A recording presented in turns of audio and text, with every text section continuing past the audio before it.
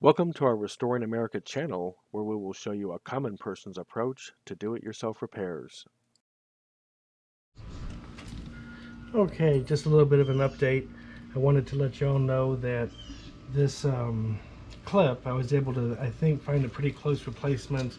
It may not be the one, but I wanted to see if that could work. It might be a little bit too big, but it was only a couple bucks, so I wanted to see if I could find a replacement. Also, more importantly though, this washer right here, the specs on it is 15/32 by 1 inch, and it's 10 gauge, and I don't know what that actually looks like.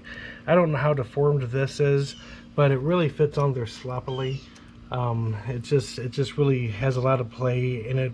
Remember, in another video I explained that it was in the wrong location, so it's warped, it's kind of worn down. I don't know what it was supposed to look like in the beginning, but here was a replacement that I found, and I'm going to use this instead, and I think it will be a good replacement. It's going to take a lot of play out of there. It's not an exact fit because, again, this is a 1/2 inch by 1 inch. And the specs call for 15/32 by 1 inch, but my local hardware store didn't have anything like that at all.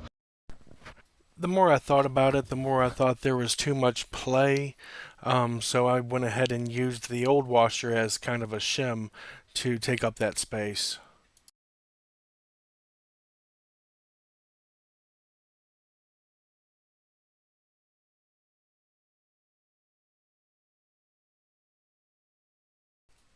So the end result is my stacked assembly, as you can see here.